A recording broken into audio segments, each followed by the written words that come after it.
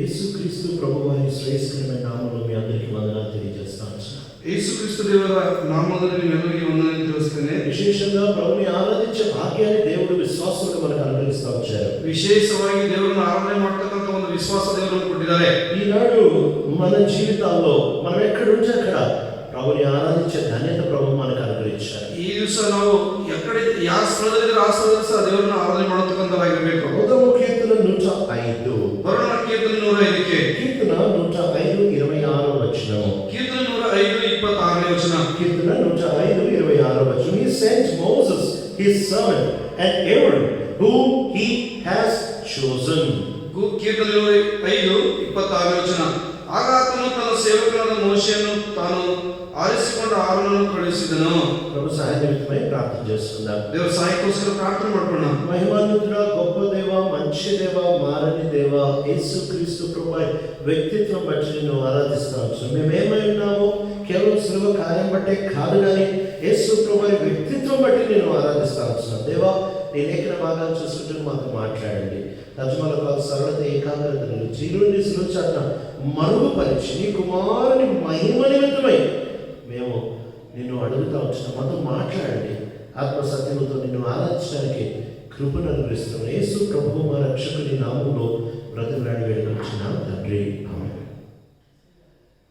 కీర్తన 105 26వ వచనంలో మోషేని ప్రభువు పంపించే విషయాన్ని మనం చూస్తా వచ్చినాం. కీర్తన 105 26వ వచనದಲ್ಲಿ ದೇವರು ಮೋಶೆಯನ್ನು ಕಳಿಸ್ತಕ್ಕಂತ ವಿಷಯವನ್ನು ನೋಡ್ತೇವೆ.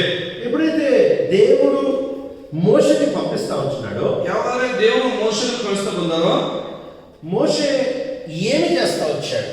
ಮೋಶೆ ಏನು ಸಹ ಮಾಡ್ತಾ ಬಂದಾನೆ. మోషే చేసిన కార్యం బట్టి ఇశ్రాయేలు ప్రజలు దేవుడిని ఆరాధించగలుగుతా వచ్చారు. ಮೋಶೆ ಮಾಡಿದಂತ ಕಾರ್ಯಗಳ ಮೂಲಕ ಇಸ್ರಾಯೇಲ್ ಪ್ರಜೆಗಳು ದೇವರನ್ನ ಆರಾಧನೆ ಮಾಡ್ತಾ ಬಂದಾರೆ. ఈనాడు ఎలా ఇశ్రాయేలు ప్రజలు ఆరాధిస్తా వచ్చారు, ఆరాధన ఏంటో చూసుకోవడానికి ప్రయత్నం చేద్దాము. ಈ ದಿವಸ ಇಸ್ರಾಯೇಲ್ ಯಾವ ರೀತಿ ಆರಾಧನೆ ಮಾಡಿದ್ರು, ಆರಾಧನೆ ಅಂದ್ರೆ ಏನಂತ ನೋಡ್ಕೊಳ್ಳೋಕೋಸ್ಕರ ಪ್ರಯತ್ನ ಮಾಡೋಣ. ఎప్పుడైతే నిర్గమకాండ 3వ అధ్యాయానికి వస్తామో, ಯಾವಾಗ ವಿಮೋಚನೆ ಕಾಂಡ 3ನೇದಕ್ಕೆ ಬರ್ತೇವೋ, దేవుడు మోషేని పంపించేటప్పుడు ఒక ఖచ్చితమైన రుజువు ఇచ్చి పంపిస్తా ఉంటున్నాడు. ದೇವರು ಮೋಶೆಯನ್ನು ಕಳಿಸುವಂತ ಸಮಯದಲ್ಲಿ ಖಚಿತವಾದಂತ ರುಜುವನ್ನು ಇಟ್ಟು ಕಳಿಸ್ತಾ ಇದ್ದಾರೆ. ఏమి రుజువు ఇచ్చి పంపిస్తా ఉంటున్నాడు? ಏನು ರುಜು ಕೊಟ್ಟು ಕಳಿಸ್ತಾ ಇದ್ದಾರೆ? నిర్గమకాండం 3వ అధ్యాయానికి వద్దాము. ವಿಮೋಚನೆ ಕಾಂಡ 3ನೇದಕ್ಕೆ ಬರೋಣ. నిర్గమకాండం 3వ అధ్యాయము. విమోచನೆ కాండ 3ನೇದయ వాళ్ళకి ఇస్తా ఉంటున్నారు, లేక మోషేకి చెబుతా ఉంటున్నారు రుజువు ఏంటి అని అంటే, ಮೋಶೆ ಹೇಳ್ತಕ್ಕಂತ ರುಜು ಏನಂದ್ರೆ, మీరు మళ్ళా ఇదే స్థలానికి వస్తారు. 12వ వచనము. ನೀವು ಮತ್ತೆ ಇದೇ ಸ್ಥಳಕ್ಕೆ ಬರ್ತೀರಿ. 12ನೇ ವಚನ. And God said, I will be with you, and this will be the sign to you that it is I who have sent you. When you have brought the people out of Egypt, you will worship God on this mountain.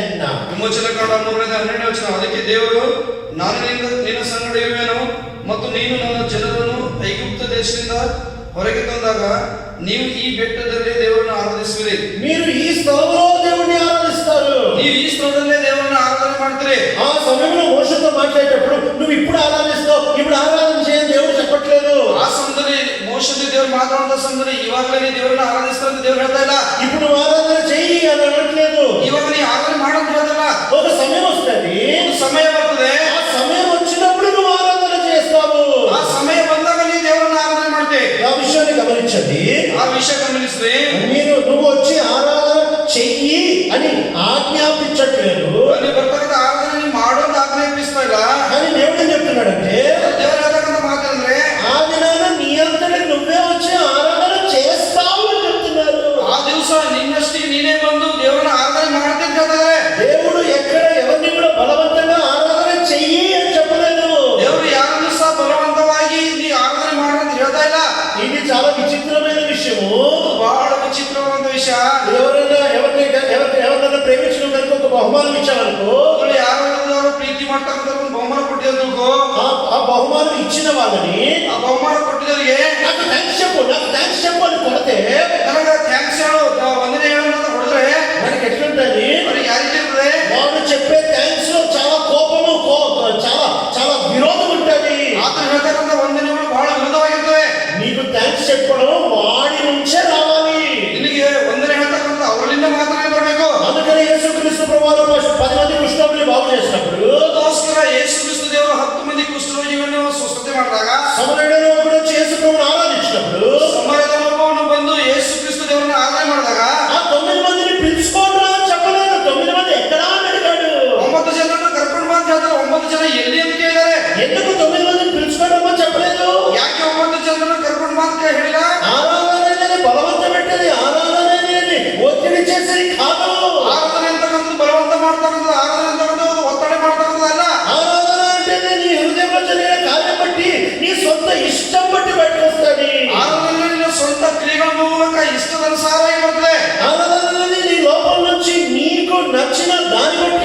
నువ్వు కృతజ్ఞుడవై చేసేది. ಆರಾಧನೆ ನಿನ್ನ ಒಳಗಡೆಯಿಂದ ನೀ ಕೃತಜ್ಞತೆ ಅಂತ ಹೇಳ್ತಕ್ಕಂಥದ್ದು. ఆరాధన అంటే ఏంటి తెలుసా? ಆರಾಧನೆ ಅಂದ್ರೆ ಏನು ಗೊತ್ತಾ? యేసుక్రీస్తు ప్రభువు సమరస్థితితో చెప్తున్నారు. ಯೇಸು ಕ್ರಿಸ್ತ ದೇವರು ಸಮರ್ಥನೆಯೊಂದಿಗೆ ಹೇಳ್ತಿದ್ದಾರೆ, ఆత్మతో సత్యంతో ఆరాధించే వారిని దేవుడు వెతుకుతున్నాడు. ಆತ್ಮದಿಂದ ಸತ್ಯದಿಂದ ಆರಾಧನೆ ಮಾಡ್ತಕ್ಕಂಥವ್ರು ದೇವರು ಹುಡುಕ್ತಾರೆ. అంటే ఆత్మతో సత్యంతో ఆరాధించడం అంటే ఏంటి? ಅಂದ್ರೆ ಆತ್ಮದಿಂದ ಸತ್ಯದಿಂದ ಆರಾಧನೆ ಮಾಡ್ತಕ್ಕಂಥದ್ದು ಏನು? సత్యము అంటే నిజముగా నీ జీవితంలో దేవుడు చేస్తా వచ్చిన కార్యము. ಸತ್ಯ ಅಂದ್ರೆ ನಿಜವಾಗಿ ದೇವರು ನಿನ್ನ ಜೀವಿತದಲ್ಲಿ ಮಾಡಿದಂತ ಕಾರ್ಯವು. ఆత్మ అంటే ఆ కార్యము నీ జీవితంలో పుట్టించిన ఆనందము. ಆತ್ಮ ಅಂದ್ರೆ ನಿನ್ನ ಜೀವಿತದಲ್ಲಿ ಆ ಕಾರ್ಯದಿಂದ ಉಂಟಾಗಿರ್ತಕ್ಕಂಥ ಜೀವವು. ఆ కార్యము ద్వారా నీ లోపల పుడుతూ వచ్చిన ప్రతిస్పందన. ಆ ಕಾರ್ಯದ ಮೂಲಕ నీ ಒಳಗೆ ಉಂಟು ಮಾಡಿದಂತ ಪ್ರತಿಸ್ಪಂದನೆ. ఒకవేళ నీకు గతంలో అనుభవం ఉంది కానీ ప్రస్తుతంలో ఆనందం లేదనుకో, ಗತ ಕಾಲದಲ್ಲಿ ನಿನಗೆ ಅನುಭವ ಇದೆ, ಪ್ರಸ್ತುತದಲ್ಲಿ ನಿನಗೆ ಆನಂದ ಇಲ್ಲ ಅಂತ ತಿಳ್ಕೋ. ఈనాడు చాలా సార్లు మనం చేసే ఆరాధనలో అనుభవం ఉంది కానీ ఆనందం లేదు. ಸತ್ಯದಲ್ಲಿ ಮಾಡ್ತಕ್ಕಂಥ ಆರಾಧನೆಯಲ್ಲಿ ಅನುಭವ ಇದೆ, ಆದ್ರೆ ಆನಂದ ಇಲ್ಲ. ఈనాడు మనము దేవుడి ప్రభావం నా కోసం సిలువ చచ్చిపోయావు, రక్తగార్చావు, ప్రాణం పెట్టావు, పాత్రలు పెట్టావు, తిరిగి లేచావు అని చెప్తున్నాము. ಈ ದಿವಸ ಯೇಸು ಕ್ರಿಸ್ತನಿಗೋಸ್ಕರ ಶಿಲುಬೆ ಮೇಲೆ ಸತ್ಯತೆ ಉಣ್ಣಲ್ಪಟ್ಟು ತಿರುಗಿ ಎದ್ದಿದಿ ಅಂತ ನಾವು ಹೇಳ್ತೇವೆ. కానీ దాన్ని బట్టి నీ హృదయంలో ఆనందం లేదు. ಆದ್ರೆ ಅದರ ಕಾರಣದಿಂದ ನಿನ್ನ ಹೃದಯದಲ್ಲಿ ಆನಂದ ಇಲ್ಲ. నీ హృదయంలో దేవుడు చేస్తా వచ్చిన కార్యమును బట్టి నీ ఉల్లాసము లేదు. ನಿನ್ನ ದೇಹದಲ್ಲಿ ಜೀವಿತದಲ್ಲಿ ದೇವರು ಮಾಡಿದಂತ ಹೃದಯದಲ್ಲಿ ಮಾಡಿದಂತ ಕಾರ್ಯಕಾಲದಲ್ಲಿ ನಿನ್ನ ಉಲ್ಲಾಸ ಇಲ್ಲ. బయటకి మాటము అనుభవం బాగా ఉంది, నిజంగానే ఒకప్పుడు నువ్వు రక్షించబడ్డావు. ಹೊರಗಡೆ ನೋಡ್ಬೇಕಾದ್ರೆ ಅನುಭವ ಮಾತ್ರ ಬಹಳ ಚೆನ್ನಾಗಿದೆ, ಒಂದು ಕಾಲಕ್ಕೆ ರಕ್ಷಿಸಲ್ಪಟ್ಟಿದ್ದಿ. కానీ నీ హృదయం లోపల ఆనందం అనేది వెళ్ళిపోతా వచ్చింది. ಆದರೆ ನಿನ್ನ ಹೃದಯದಲ್ಲಿ ಆನಂದ ಅಂತಕ್ಕಂಥ ಹೊರಟೋಗ್ತಾ ಬಂದೆ. ఒక్కసారి నీ ప్రభు దగ్గరికి వచ్చి ಒಂದು ಸಾರಿ ಯೇಸು ಕ್ರಿಸ್ತನ ಹತ್ರ ಬಂದು ఆరాధన ఏంటంటే గ్రహించుకొని ఆ తర్వాత ఆరాధన చెయ్యి. ಆರಾಧನೆ ಗ್ರಹಿಸಿಕೊಂಡು ಅದಾದ ನಂತರ ಆರಾಧನೆ ಮಾಡು. ఆరాధన అంటే ఒకటి అనుభవం కాదు. ఆరాధన అంటే ఆ అనుభవంలో ఉంటున్న ఆనందము. ಆರಾಧನೆ ಅಂದ್ರೆ ಬರೀ ಅನುಭವ ಅಲ್ಲ, ಅನುಭವದಲ್ಲಿರ್ತಕ್ಕಂಥ ಆನಂದವು. అందుకనే ముగ్గురి ఆరాధనలు చూసుకొని మనం ఆరాధనకు ప్రవేశిద్దాము. ಅದಕ್ಕೋಸ್ಕರ ಮೂವರ ಆರಾಧನೆ ನೋಡಿಕೊಂಡು ಆರಾಧನೆ ಪ್ರವೇಶ ಮಾಡೋಣ. మొట్టమొదటి ఆరాధన అబ్రహాము ఆరాధన. ಮೊಟ್ಟ ಮೊದಲನೇ ಆರಾಧನೆ ಅಬ್ರಾಹ್ಮನ ಆರಾಧನೆ. దేవుడు అబ్రహాముని ఆరాధన చేయమని పిలవలేదు. ದೇವರು ಅಬ್ರಾಹ್ಮನನ್ನು ಆರಾಧನೆ ಮಾಡೋದು ಕಲಿಲ್ಲ. ఆరాధన చేయడానికి అబ్రహాముని పిలిచినట్టు ఆదికాండం 27వ అధ్యాయంలో మనం చూడము. ಆ ಅಬ್ರಾಹ್ಮನನ್ನು ಆರಾಧನೆ ಮಾಡೋದಕ್ಕೋಸ್ಕರ ಆದಿಕಾಂಡ 22ರಲ್ಲಿ ದೇವರು ಕರೆದು ನಮಗೆ ಕಾಣಿಸಲಿಲ್ಲ. దేవుడు అబ్రహాముని పరీక్ష పెట్టడానికి పిలిచాడు. ದೇವರು ಅಬ್ರಾಹ್ಮನನ್ನು ಪರೀಕ್ಷೆ ಮಾಡೋದಕ್ಕೋಸ್ಕರ ಕರೆದು ಬಂದರೆ. అందుకని ఆదికాండం 22వ అధ్యాయం మొదటి నుంచి చెప్తా ఉంటుంది, after all these things God tested Abraham and said, Abraham, here I am. And he said, take your son, your only son, whom you love, take him to the mountain of Moriah. I will show you and offer him as a burnt offering. ఈ సంగతులు జరిగిన తర్వాత దేవుడు అబ్రాహామును పరీక్షించి, అబ్రాహాము, ఇదిగో ప్రభువా, నీకొక్కగానొక్క కుమారుడు అనగా ఇస్సాకుని, నీవు ప్రేమించు కుమారుడైన ఇస్సాకుని తీసుకొని నేను చూపెట్టబో పర్వతం మీద నా కొరకు దహన బలిగా అర్పించు. మొదటి ಆದಿಕಾಂಡ 22ನೇ ಅಧ್ಯಾಯ ಮೊದಲ ವಚನಗಳು. ಈ ಸಂಗತಿಗಳಾದ ಮೇಲೆ ದೇವರು ಅಬ್ರಾಹ್ಮನನ್ನು ಪರಿಶೋಧಿಸಿದನು. ಹೇಗೆಂದರೆ ಆತನು ಅವನನ್ನು ಅಬ್ರಾಹ್ಮನೇ ಎಂದು ಕರೆಯಲು ಅವನು ಇಗೋ ಇದ್ದೇನೆ ಅಂದನು. ಆಗ ಆತನು ನಿನಗೆ ಪ್ರಿಯನಾಗಿರುವ ಒಬ್ಬನೇ ಮಗನಾದ ಇಸಾಕನ್ನು ತೆಗೆದುಕೊಂಡು ಮೋರಿಯ ದೇಶಕ್ಕೆ ಹೋಗಿ ಅಲ್ಲಿ ಅವನನ್ನು ನಾನು ಹೇಳುವ ಒಂದು ಬೆಟ್ಟದ ಮೇಲೆ ಸರ್ವಾಂಗ ಹೋಮವಾಗಿ ಅರ್ಪಿಸಬೇಕು ಅಂದನು. దేవుని భాషలో మొదటి 2 వచనాల్లో ఇది ఒక పరీక్షలాగా ఉంది. అబ్రహాం భాషలో ఇది ఒక ఆరాధనగా ఉంది. ದೇವರ ಒಂದು ಭಾಷೆಯಲ್ಲಿ ಇದು ಒಂದು ಪರೀಕ್ಷೆ ಇದೆ. ಅಬ್ರಾಹ್ಮಣ ಭಾಷೆ ನೋಡಬೇಕಾದ್ರೆ ಒಂದು ಆರಾಧನೆ ಇದೆ. అంటే ఒక మాటలో నీ ప్రతి ఆరాధన దేవుడు నీకు పెడతా ఉంటున్న ఒక పరీక్ష లాంటిది. ಅದರಲ್ಲಿ ಪ್ರತಿಯೊಂದು ಆರಾಧನೆ ದೇವರಿಗೆ ಕೊಡ್ತಕ್ಕಂಥ ಪರೀಕ್ಷೆ ಆಗಿದೆ. ఆరాధన పరీక్ష ఏంటి? ಆರಾಧನೆ ಪರೀಕ್ಷೆ ಏನು? నువ్వు నిజంగా దానిలో ఆనందిస్తున్నావా లేదా అనే పరీక్ష. ನೀನು ನಿಜವಾಗಿ ಅದರಲ್ಲಿ ಆನಂದಿಸ್ತಾ ಇದ್ದೇ ಇಲ್ಲ ಅದೊಂದು ಪರೀಕ್ಷೆ. అబ్రహాము ఎప్పుడైతే ఇస్సాకును చంపుతా ఉంటున్నాడు, ಅಬ್ರಾಹ್ಮಣ ಯಾವಾಗ ಇಸಾಕನನ್ನು ಕೊಲ್ತಾ ಇದ್ದಾನೋ ఆయన కళ్ళలో కన్నీరు రాయబడలేదు. ಆತನ ಕಣ್ಣಿನಲ್ಲಿ ಕಣ್ಣೀರು ಬರೆಯಲ್ಪಟ್ಟಿಲ್ಲ. ఆయన నోటిలో ఎక్కడ కూడా దుడికినట్టు కదిలినట్టు మనం చూడము. ಆತನ ಬಾಯಲ್ಲಿ ಎಲ್ಲಿ ಸಹ ದುಡುಕಿದ ಹಾಗೆ ಕದಲಿದ ಹಾಗೆ ಕಾಣಿಸದ್ದು. ఇస్సాకు ఎప్పుడైతే బలి పశువు ఏది అని అడుగుతా వచ్చాడో, ಇಸಾಕನು ಯಾವಾಗಾದ್ರೆ ಬಲು ಪಶು ಎದ್ದು ಕೇಳ್ತಾನೋ యెహోవా చూసుకొనును, ಯೆಹೋವನೇ ನೋಡಿಕೊಳ್ತಾನೆ. యెహోవా ఈరే, గాడ్ ప్రొవైడ్స్, యెహోవా జైరా అని చెప్తా ఉంటున్నాడు. ಯೆಹೋವ ಈರೆ ಅಂತ ಹೇಳ್ತಾರೆ. దేవుడు చూసుకొనును, ದೇವರು ನೋಡ್ಕೊಳ್ತಾರೆ. అందుకని ఎంత ఆనందంగా పైకి వెళ్తున్నాడంటే, ಅದಕ್ಕೋಸ್ಕರ ಎಷ್ಟು ಆನಂದದಿಂದ ಮೇಲೆ ಹೋಗ್ತದೆ ಅಂದ್ರೆ ఆనందమని మనకెట్లా తెలుసు? ಆನಂದದ ನಮಗೆ ಯಾವ ರೀತಿ ಗೊತ್ತು? ఆనందంతో చేస్తున్నాడని మనకెట్లా తెలుసు? ಆನಂದದಿಂದ ಮಾಡ್ತಾರೆ ನಮಗೆ ಯಾವ ರೀತಿ ಗೊತ್ತು? దేవుడు వెళ్ళమన్నాడు కానీ ఎప్పుడు వెళ్ళాలో చెప్పలేదు. ದೇವರು ಹೋಗು ಅಂದಾದ್ರೆ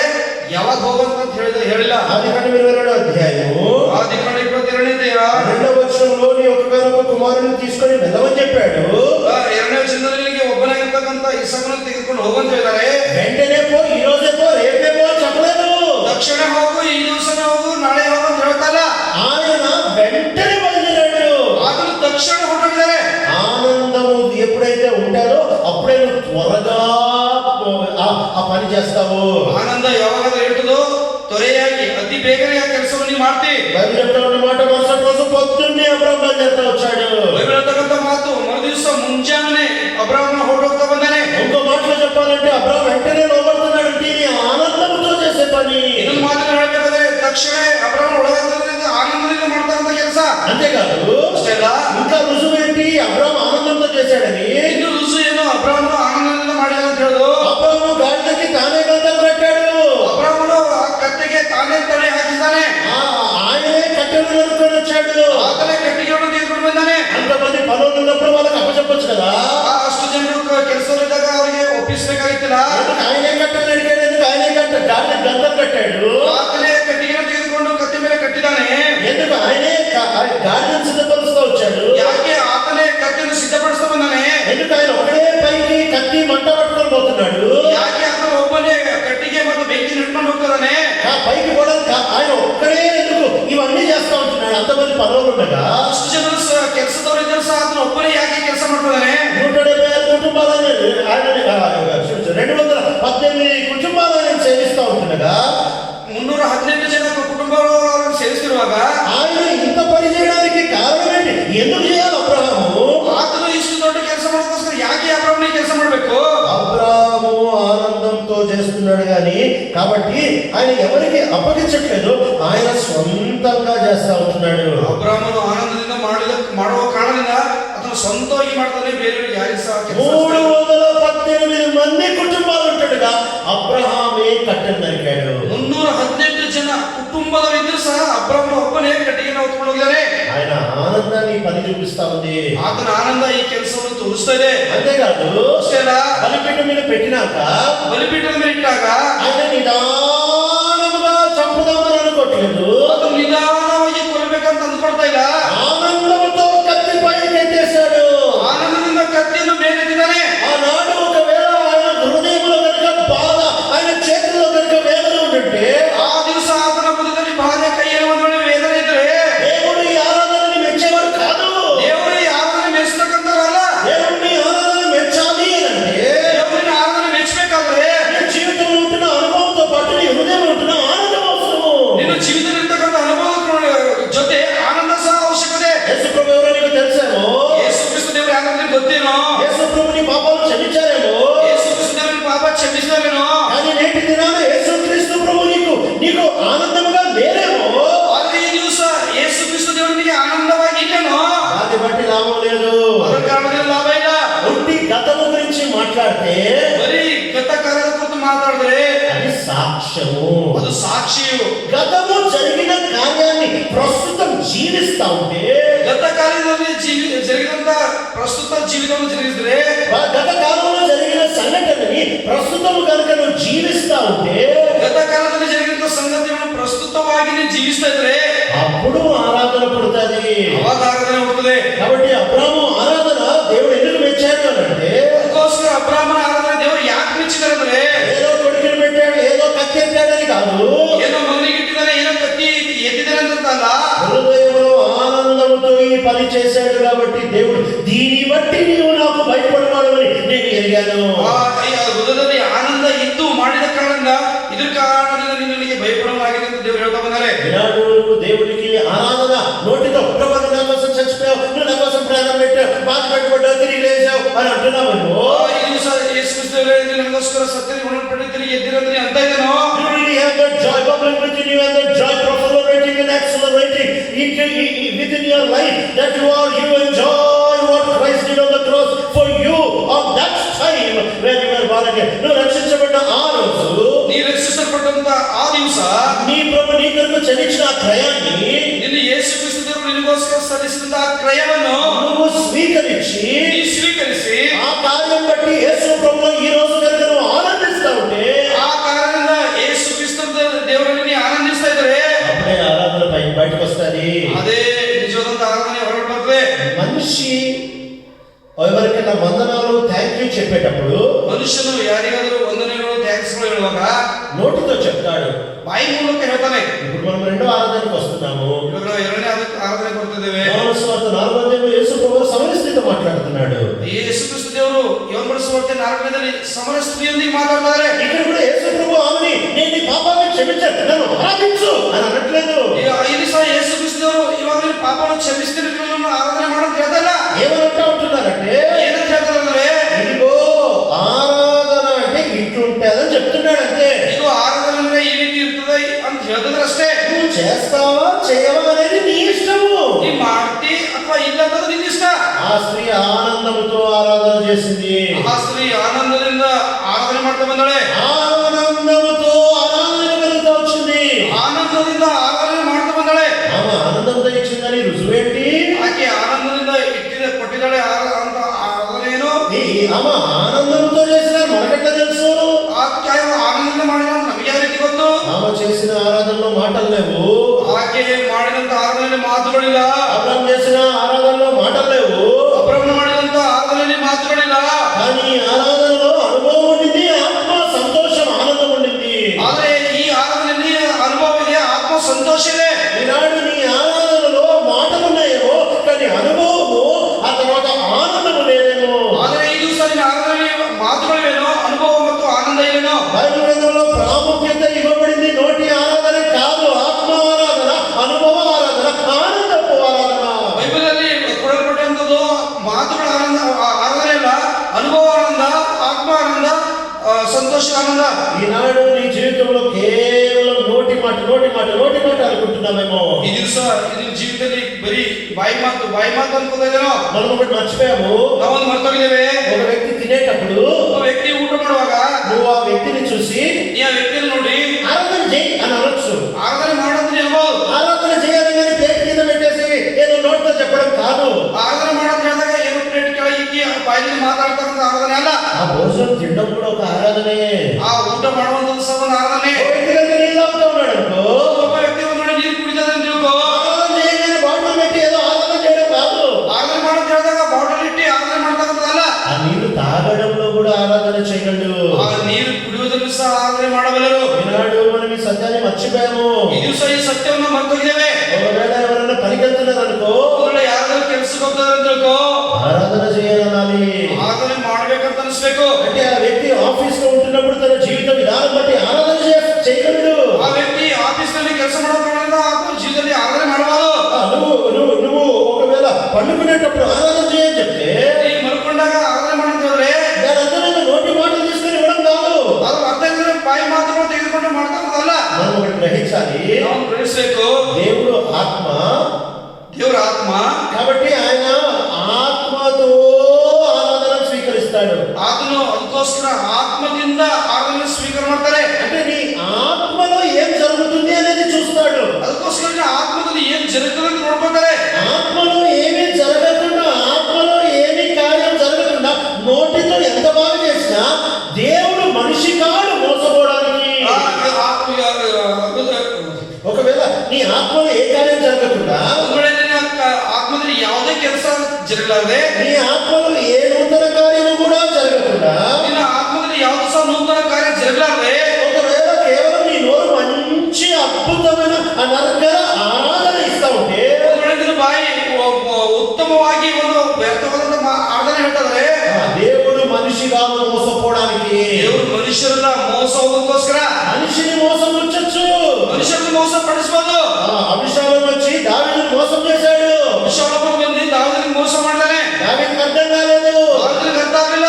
సమూయేలు కూడా అభినాదాబుని చూసి మోసమయ్యాడు. ಸಮುವೇಲನು ಸಹ ಅಬೀನಾದಾಬನನ್ನು ನೋಡಿ ಮೋಸ ಹೋಗಿದ್ದಾನೆ. ఎంతో మంది మాటలతో మోసం చేశారు. ಎಷ್ಟೋ ಜನರು ಮಾತುಗಳಿಂದ ಮೋಸ ಮಾಡಿದ್ದಾರೆ. నువ్వు మనిషిని మోసం చేసినట్టు ఆరాధనతో దేవుని మోసం చేయలేవు. ಈ ಮನುಷ್ಯರನ್ನು ಮೋಸ ಮಾಡಿದಾಗ ದೇವರನ್ನು ಮೋಸ ಆರಾಧನೆ ಮೂಲಕ ಮೋಸ ಮಾಡಕ್ಕಾಗದು. ఎందుకంటే దేవుడు నీ నోటి మాట కంటే ఎక్కువ నీ ఆత్మలో ఏం జరుగుతుంది, నీ అనుభవంలో ఏం జరుగుతుందో గమనించి దాన్ని బట్టి నీ ఆరాధన స్వీకరించేవాడు. ಆ ದೇವರ ಮಾತುಗಳಿಂದಲ್ಲ, ನಿನ್ನ ಹೃದಯದಲ್ಲಿ ನಿನ್ನ ಆತ್ಮದಲ್ಲಿ ಏನ್ ಜరుగుತಾ ಇದೆಯೋ ಅದ್ರ ಮೂಲಕ ದೇವರನ್ನ ಆರಾಧನೆಯನ್ನು ಸ್ವೀಕರಿಸ್ತಾರೆ. బాగా గుర్తు పెట్టుకొని నోటి మాటలు కాదు దేవుడి దగ్గరికి వెళ్ళేవి, నీ హృదయం వైఖరి దేవుడి దగ్గరికి వెళ్తాయి. ಬಹಳ ಚೆನ್ನಾಗಿ ಗುರುತಿಟ್ಕೋ, ನಿನ್ನ ಬಾಯಿ ಮಾತುಗಳನ್ನ ಆರಾಧನೆ ಮೂಲಕ ದೇವರ ಹತ್ರ ಹೋಗ್ತಾ ಇರೋದು, ನಿನ್ನ ವೈಖರಿ ನಡವಳಿಕೆ ಮೂಲಕ ದೇವರಿಗೆ ಮಹಿಮೆ ಉಂಟಾಗ್ತದೆ. నీ యొక్క హృదయం యొక్క వైఖరి ఎక్కడుంది, నీ మనస్సు యొక్క వైఖరి ఎక్కడుంది, నీ ఆత్మ యొక్క వైఖరి ఎక్కడుంది. ನಿನ್ನ ಮನಸ್ಸಿನ ಒಂದು ನಡವಳಿಕೆ ಇರ್ತದೆ, ನಿನ್ನ ಆಲೋಚನೆ ನಡವಳಿಕೆ ಇರ್ತದೆ, ನಿನ್ನ ಆತ್ಮ ಒಂದು ನಡವಳಿಕೆ ಇರ್ತದೆ, ಅದರ ಮೂಲಕ ಉಂಟಾಗ್ತದೆ.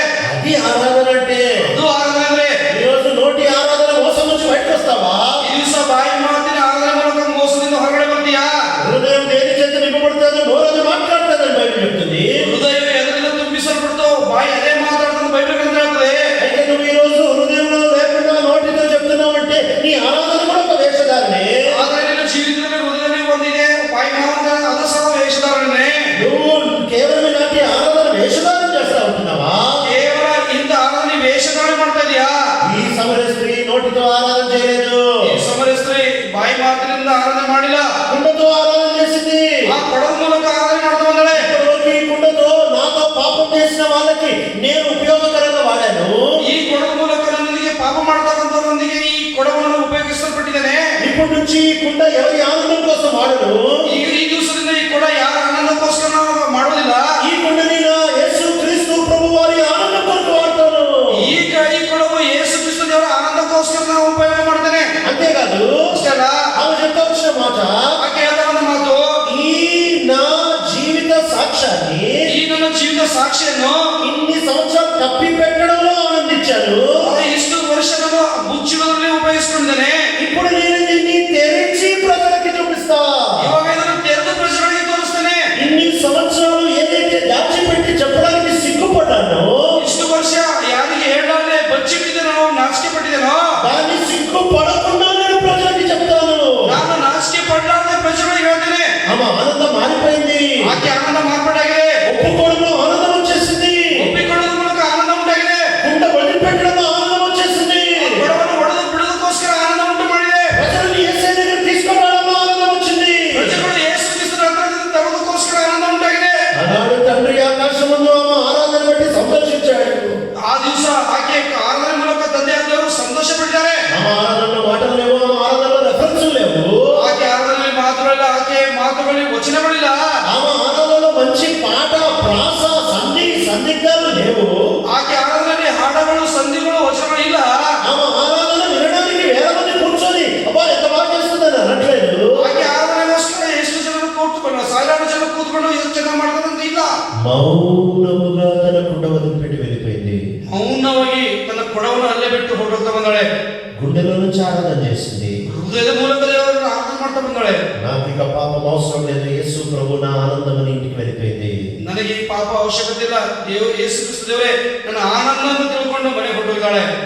మూడవ ఆరాధన మోషే ఆరాధన. ಮೂರನೇ ಆರಾಧನೆ ಮೋಶೆ ಆರಾಧನೆ. నిర్మకాండ 3:12 ವಿಮೋಚನೆ ಕಾಂಡ 3:12 బలవంతంగా నువ్వు వచ్చి చెయ్యాలి అని ఆజ్ఞ ఇవ్వట్లేదు. ಬಲವಂತವಾಗಿ ಬಂದು ಮಾಡ್ಬೇಕಂತ ಆಜ್ಞೆ ಕೊಡ್ತಾ ಇಲ್ಲ, నువ్వు వచ్చి చేస్తావు అని చెప్తున్నాడు. ನೀ ಬಂದು ಮಾಡ್ತೀರಿ ಅಂತ ಹೇಳ್ತಾ ಇದ್ದಾರೆ. ఏంటి ఆ వ్యత్యాసం ఏంటి? ಆ ವ್ಯತ್ಯಾಸ ಏನು? అక్కడ వెళ్ళక మునుపు సనుగుదా నసుగుదా నేను కాదు ఇంకొకరిని పంపి అని అంటున్నాడు. ಅಲ್ಲಿ ಹೋಗುವಂತ ಸಮಯದಲ್ಲಿ ನಾನಲ್ಲ ಗುಣಪಡುತ್ತಾ ಇನ್ನೊಬ್ಬರಿಗೆ ಕಳಿಸೋ ಅಂತ ಹೇಳ್ತಾರೆ. అని ఇప్పుడు ఏమంటున్నాడు? ಇವಾಗ ಏನ್ ಹೇಳ್ತಾರೆ? తిరిగి వచ్చేటప్పుడు ప్రపంచనాడు నన్ను ఆరాధన చేస్తావు. ತಿರುಗಿ ಬರುವಂತ ಸಮಯದಲ್ಲಿ ದೇವರಾದ ನೀನು ನನ್ನ ಆರಾಧನೆ ಮಾಡ್ತೀರಿ. వెళ్ళేటప్పుడు తన బలహీనత చూసుకొని నేనెందుకు అని అన్నాడు. ಹೋಗುವಂತ ಸಮಯದಲ್ಲಿ ನನ್ನ ಬಲಹೀನತೆ ತೋರಿಸ್ಕೊಂಡು ನಾನೇನಕ್ಕೆ ಅಂತ ಹೇಳಿದ್ದಾರೆ. వెళ్ళేటప్పుడు ఒకప్పుడు నన్ను తృణీకరించాను నేనెందుకు అని అంటున్నాడు. ಹೊರಟೋಗುವಂತ ಸಮಯದಲ್ಲಿ ನನಗೆ ತೃಣೀಕರಿಸಿದ್ರೆ ನಾನೇ ಹೋಗ್ಬೇಕಂತಂದಿದ್ದಾನೆ. ఒకప్పుడు ఎలాంటే నా దగ్గర ఏముంది నేనెందుకు పోవాలన్నాడు. ಒಂದು ಕಾರ್ಯಕ್ಕೆ ಹೋಗಂತ ಹೇಳಿದ್ರೆ ನನ್ನ ಹತ್ರ ಏನಿದೆ ಯಾಕೆ ಹೋಗ್ಬೇಕಂತ ಹೇಳ್ತಾನೆ. సనుగుతా నసుగుతా కొనుకుతా నాలో ఏముందని నేను పోను అని అంటా వచ్చాడు. ಗುಣಗುಟ್ಟುತ್ತಾ ಈ ರೀತಿ ನಾನೆಲ್ಲ ಏನಿಲ್ಲ ಅಂತ ತಿಳ್ಕೊಂಡು ಹೇಳ್ತಾ ಬಂದಾನೆ. కానీ ఎప్పుడైతే ఇశ్రాయేలు ప్రజలు తిరిగి తీసుకొని వచ్చాడో, ಯಾವಾಗ ಇಸ್ರಾಯೇಲನ್ನು ತಿರುಗಿ ಕರ್ಕೊಂಡು ಬಂದಾನೋ, ఆయన ఫరో దగ్గరికి వెళ్ళి చెప్తా ఉంటున్నమాట.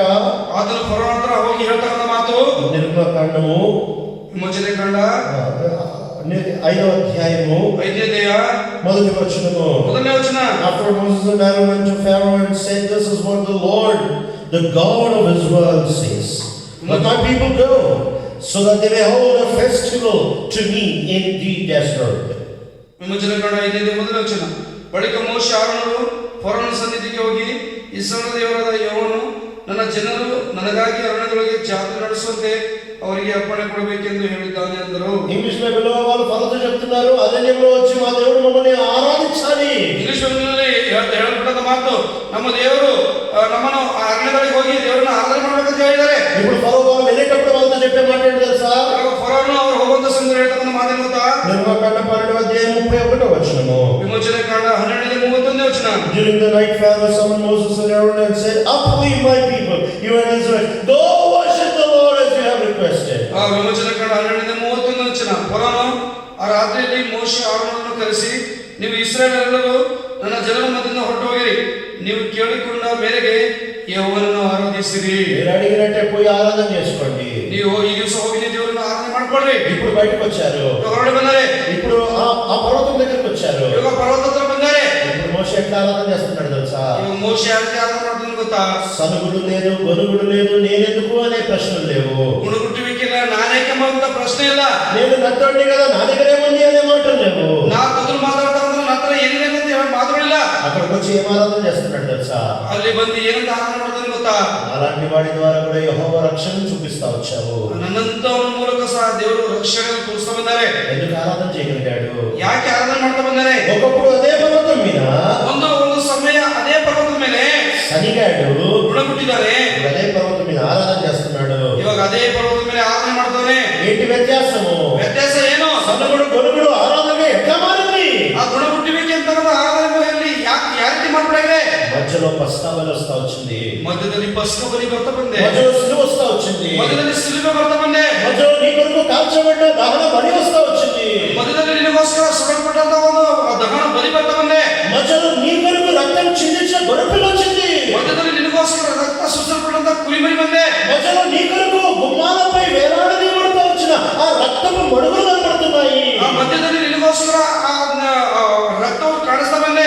అంతేకాదు మధ్యలో నీ కొరకు ఆయన దిగి వస్తా వచ్చిన ఆ అద్భుతమైన సిలువ దృశ్యం కనపడతా ఉంది. ಅಷ್ಟೇ ಅಲ್ಲ, ಇನ್ನು ನಿನಗೋಸ್ಕರ ಆದ್ರೆ ಹೇಳಲ್ಪಟ್ಟಂತ ಸಿಲುಬೆಯ ದೃಶ್ಯ ಕಾಣಿಸ್ತಾ ಇದೆ. అదే పర్వతం మీద మండుచున్న పొద చూశాడు. ಅದೇ ಪರ್ವತದ ಮೇಲೆ ಉರಿತಕ್ಕಂತ ಬೆಂಕಿ ನೋಡಿದಾನೆ. అనుభవం బాగానే ఉంది, ಅನುಭವ ಚೆನ್ನಾಗಿದೆ, కానీ ఆ అనుభవం తన్ని సనగడానికి నడిపించింది. ಆದ್ರೆ ಅನುಭವ ಅದನ್ನು ಗುಣಗುಟ್ಟಿಸುವಿಕೆಗೆ ನಡೆಸಿದೆ. సిలువ దగ్గరకు వచ్చాడు, ಸಿಲುಬೆ ಹತ್ರ ಬಂದಾರೆ, దేవుని విమోచన దేవుని రక్షణ చూశాడు. ದೇವರ ರಕ್ಷಣೆ ನೋಡಿದಾನೆ. ఇప్పుడు ఆ రక్షణ బట్టి అదే పర్వతం మీద మళ్ళీ వచ్చాడు. ಈಗ ಆ ರಕ್ಷಣೆ ಮೇಲೆ ಆ ರಕ್ಷಣೆ ಹೊಂದಿ ಅದೇ ಪರ್ವತದ ಮೇಲೆ ಮತ್ತೆ ಬಂದಾನೆ. కానీ అప్పుడు సరిగా ఇప్పుడు ఆరాధన చేస్తున్నాడు. ಆದ್ರೆ ಅವಾಗ ಗುಣಗುಟ್ಟಿದ್ದಾನೆ, ಇವಾಗ ಆರಾಧನೆ ಮಾಡ್ತಾ ಬಂದಾನೆ. ఏంటి తేడా? ಆ ವ್ಯತ್ಯಾಸ ಏನು? అక్కడ అనుభవం ఉంది, ఇక్కడ కూడా అనుభవం ఉంది. ಅಲ್ಲೂ ಅನುಭವ ಇದೆ, ಇಲ್ಲಿ ಸಹ ಅನುಭವ ಇದೆ. కానీ అక్కడ ఆనందం లేదు, ఇక్కడ ఆనందం ఉంది. ಆದ್ರೆ ಅಲ್ಲಿ ಆನಂದ ಇಲ್ಲ, ಇಲ್ಲಿ ಆನಂದ ಇದೆ. అనుభవం, ఆనందం ఈ రెండు కలిసినప్పుడు పుట్టేదే ఆరాధన. ಅನುಭವ, ಆನಂದ ಈ ಎರಡು ಸೇರಿ ಹುಟ್ಟಿಸ್ತಕ್ಕಂಥದ್ದೇ ಆನಂದ. నిజముగా ఈ రోజు ఈ క్షణం యేసు ప్రభు నీకు ఆనందం ఇస్తే, ನಿಜವಾಗಿ ಈ ಕ್ಷಣ ಈ ದಿವಸ ದೇವರಿಗೆ ಆನಂದ ಕೊಟ್ಟರೆ, నీ నోట్ల నుంచి వచ్చేది మౌనంగా ఉన్నా నీ హృదయం నుంచి వచ్చేది ఆయన దృష్టికి ఆరాధనే. నీ నోట్ల నుంచి వచ్చేది ఒకవేళ నువ్వు మౌనంగా ఉన్నా నీ హృదయంలో నుంచి వచ్చేది ఆయన దృష్టికి ఆరాధనే. ನಿನ್ನ ಬಾಯಿ ಮೂಲಕ ಬರ್ತಕ್ಕಂಥದ್ದು ಮೌನವಿದೆ ಸಹ, ನಿನ್ನ ಹೃದಯದಲ್ಲಿ ಬರ್ತಕ್ಕಂಥ ಅದಕ್ಕೆ ಆರಾಧನೆ ಆನಂದವೇ. ఆరాధనలో ప్రవేశిద్దాం. ఆరాధనలో ప్రవేశ ಮಾಡೋಣ. మహాప్రేమ కలిగిన తండ్రి, నమ్మదగిన దేవ యేసుక్రీస్తు ప్రభువు మా రక్షకుని నామములో కీర్తించి ఆరాధిస్తా ఉన్నాం. విశేషంగా ఆనందంతో నీవు ఏదైతే చేసావో అదొక అనుభవంతోనే కాదు, ఆ అనుభవంతో ఈరోజు మేము దాంట్లో ఆనందిస్తా నేను హెచ్చించే ధన్యతను అందించు. ఆరాధన సమయాన్ని దీవెనకరంగా ఉంచు. యేసు ప్రభు నామములో అడుగుతున్నాం తండ్రి.